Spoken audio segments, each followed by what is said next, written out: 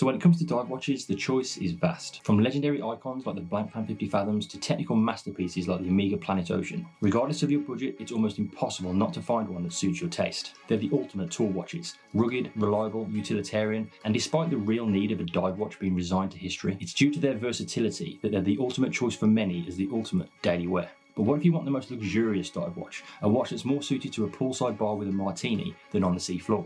Well, Rolex has you covered. This is the Rolex Yacht Master, specifically reference 126622, a 40mm dive-inspired timepiece that combines Rolex's impressive dive watch history and technical capability with luxurious materials and a bolder aesthetic.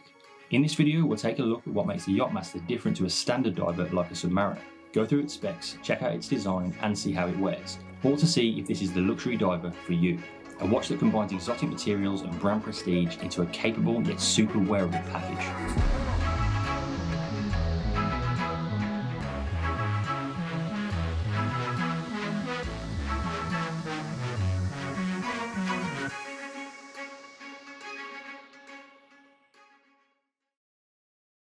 So despite its overall dive watch aesthetic and capable underwater specs, the Yacht Master isn't technically a dive watch. Its bezel is bi-directional, meaning it can turn in either way. A true dive bezel should only turn in one direction, meaning if you are actually relying on it to time your oxygen levels, you can't accidentally turn it to show more time than your oxygen would allow. But function and specs aren't really what the Yacht Master is about. Rolex will tell you that its true function is to time the 10-minute intervals of a sailing regatta, hence the name. But let's not kid ourselves, this watch is going to reside firmly on the Riviera. Think poolside bars, high-end restaurants or the deck of a super yacht, with the sea or any thought of getting wet a distant afterthought. Coming in with a dimension of 39.5mm across the bezel, a thickness of 11.4mm and a lug-to-lug of 47.2mm, the Yacht Master's dimension set results in an extremely wearable watch. With my calipers, the total dimension across the case comes in at 40.5mm. The watch has a lug width of 20mm. The case design is more akin to a Daytona than a Submariner, with curvaceous case sides and a tapering lug profile. There's no supercase design here. It's made from Rolex's own 904L stainless steel that's forged in their own foundry, resulting in a corrosion-resistant formula that doesn't need to be rinsed after exposure to salt water and retains a vivid high polish. The Yacht Master retains the Submariner's overall profile, featuring prominent shoulder crown guards on the right-hand side, and like the majority of offerings from Rolex, the famed bubble caseback. When it comes to overall ergonomics, Rolex really do excel. The height dimension of 11.4mm, which on paper is already on the slim side for a diver, is made up of well-proportioned elements. The mid-case itself is only 5mm thick, and being curved gives the watch a super slim profile on wrist. 3mm is lost in the sloping bezel construction that leads to 0.4mm of visible crystal height. The last 3mm are made up by the caseback, which isn't visible when on wrist. This results in a watch that sits low and wears like it's 8mm thick, incredibly slim for a watch of this design. The bezel is made from the same 904L steel as the case, but the insert is made of platinum. It's not as scratch resistant as the ceramic inserts found on the Submariner or GMTs, but again it does elevate the watch's luxury status. The platinum insert is silver in colour with a fine media blasted finish. The numerals and markers, however, are raised from its base and have been highly polished for legibility. It features the usual 60-minute setup like a sub, with individual markings for the first 15 minutes and numerals and rectangles thereafter at 5-minute intervals. The bezel is 120 click for accurate placement and again can turn in either direction. The action is smooth, especially compared to the majority of dive watches, and as such the sound is muted.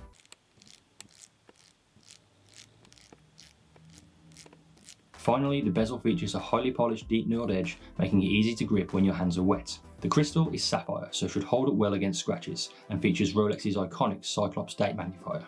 It's box cut with the leading edge visible when viewed in profile, and does not feature any anti-reflective coating. When it comes to the crown, we get the same screw-down trip-lock setup as a Submariner. However, the watch only officially features 100 meters of water resistance. This is more than adequate for most people, especially considering this isn't really a dive watch. In actual fact, due to the trip-lock crown, the water resistance figure is likely to far exceed the 100-meter rating. The crown is polished on its face, featuring the Rolex coronet and 3 dots denoting trip-lock. The crown's teeth are deep and of high polish, making it easy to operate. When unscrewed, the crown can be pulled out to 3 positions. First, to wind the watch manually if desired, second to quick set the date, and finally to set the time. This particular Yacht Master features a grey rhodium dial with a prominent sunburst effect. Depending on how the light hits, the colours range from light grey, almost silver, through to deep charcoal, almost black. Like all modern Rolex models, the indices are applied and made from white gold, preventing oxidisation over time. We have an inverted triangle at 12, rectangles at 6 and 9, and circles every 5 minutes. All indices feature Rolex's blue Chromolite lume. Text-wise, painted in white, we have a Rolex Coronet, Rolex, and Oyster Perpetual Date, all below 12. Above 6, we have the words Yacht Master in a striking, vivid shade of blue. This looks incredible against the grey dial base and adds a discreet yet welcome touch of colour. Finally, again in white, we have the word Superlative Chronometer and officially certified. At the very bottom of the dial, we have the standard Swiss-made wording split by another coronet, something that can be found on all Rolex models after 2018. On the right side of the dial, we have a chamfered date window revealing a white date wheel with black numerals. Finally, we have the Rehort, the vertical inner ring between the dial and the crystal featuring engraved Rolex wording. When it comes to the hands, we have the standard Rolex 3-hand setup, again all made from white gold. We have the iconic Mercedes-style hour hand and the standard sword-style minute hand that chamfers back to the centre pinion. The second hand has been painted blue to match the Yacht Master text, again adding a nice splash of colour to the otherwise muted dial. The second hand also features a lume circle 2/3 down, allowing you to see that the watch is running in dark conditions. Like the indices, all of the hands are lumed. The caseback is made from the same steel as the rest of the watch and like the majority of Rolexes is visually uninteresting. It's solid in construction and screw down, helping with water resistance. The centre section has a brush finish leading to an outer ring of high polish. There are absolutely no markings or engravings whatsoever on the caseback for a clean appearance. The serial number can instead be found engraved on the case itself, only visible when the strap is removed. So onto the strap, and it falls in line with the rest of Rolex's high-end professional models. We have the traditional 3-piece Oyster design, which is an icon in its own right. Made from the same 904 steel, it's solid in construction and features highly polished link centers and sides. This will be a magnet for scratches and fingerprints, differing from the Submariner's all-brush finish. The end links are also solid and perfectly integrate the bracelet to the case. There's no gapping or play in their construction. The outer portions of the links and the reverse sides are all brushed steel, resulting in a super comfy feel on wrist. Removable links are fixed by screws. One defining feature of the bracelet when compared to the Submariner is the emission of glide lock, something that's included on all of Rolex's other dive watches like the Submariner and Sea Dweller. The Yacht Master has to make do with EasyLink, a snap-out adjustment feature that's built into the bracelet. This is the same as an Explorer or a Datejust, but the fact is, it's just not as good. With the Yacht Master being positioned as more of a luxurious product, the inclusion of glide lock would have been welcome. Although that could be said for all of Rolex's models. None of them are exactly cheap.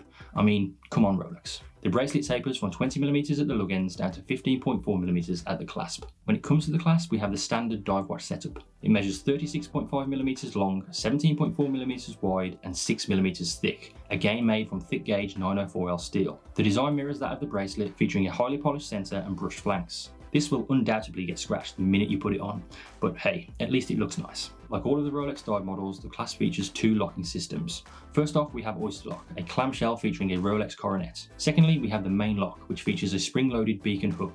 This needs to be lifted to unlock and isn't simply friction fit. Once open, we're met with thick gauge, highly polished steel sections that feature the engravings Rolex, Geneva, and Swiss made. Finally, the Clasp features 3 sets of drilled divots, allowing you to fine-tune the strap anchoring point with a tool. This means you can further adjust the fit. Powering the Yacht Master is the Rolex in-house 3235 automatic movement, featuring Rolex's anti-magnetic Paracom hairspring and Paraflex absorbers to protect against shock. It has a 70-hour power reserve, bi-directional self-winding rotor, instant quick-set date, and hacking seconds. When it comes to accuracy, the watch is rated to run no worse than -2 to +2 seconds per 24 hours. When it comes to wearability, honestly, the 40mm Yacht Master is phenomenal. I'd actually go as far as saying it's the best Rolex I've ever experienced. Don't get me wrong, both the 40 and 41mm Submariners wear great. There's something about the high polished curved case sides that visually improve the Yacht Master's fit. For a visual comparison, here you can see the Yacht Master against a selection of other watches on my 6.5-inch wrist. On the left, we have a Tudor Black Bay 58. It measures 39mm wide, 11.9mm thick, and has a lug-to-lug dimension of 47.5mm. On the right, we have a Casio F91W. It has a dimension of 34mm, a thickness of 8.4mm, and a lug-to-lug of 37mm. Against the Black Bay in particular, which has a very similar dimension set,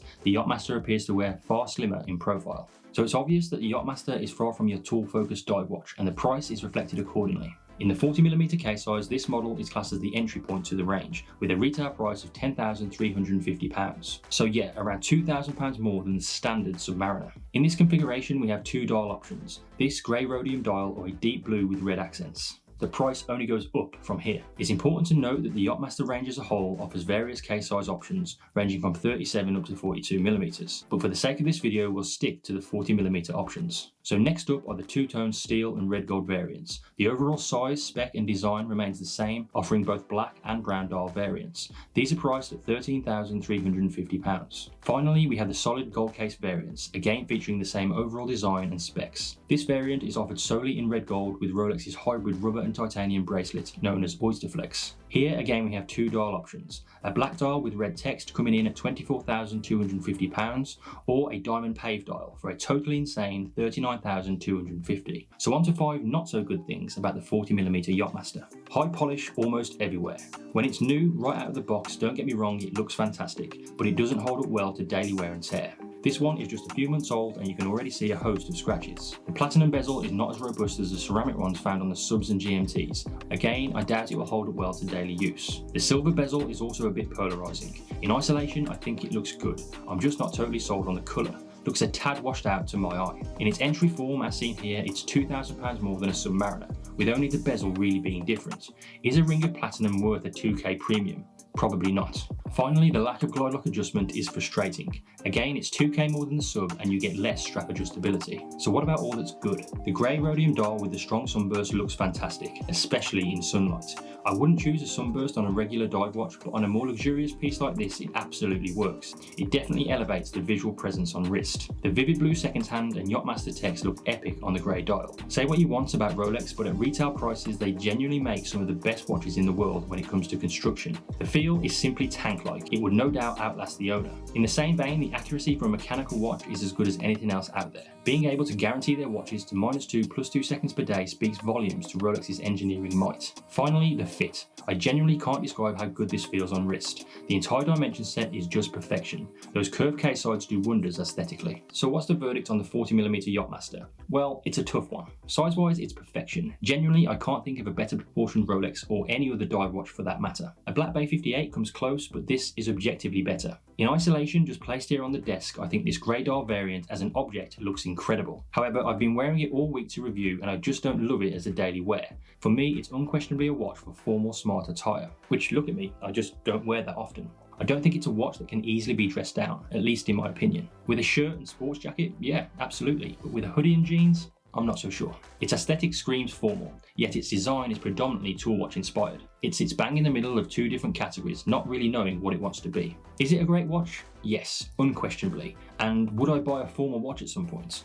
Yeah, sure. But at this price point, formal luxurious offerings from Jaeger-LeCoultre or Glashütte Original definitely intrigue me more. But at the end of the day, it's simply down to personal taste. Buy what you love. If you like formal sports-styled watches with a more flashy standout aesthetic, you absolutely won't be disappointed with the Yacht Master 40. Guys, thank you so much for watching. What are your thoughts on the 40mm Yacht Master? Would you buy one? What are your thoughts on the more luxurious approach? Do you think it's worthy of the £2,000 premium over a submariner?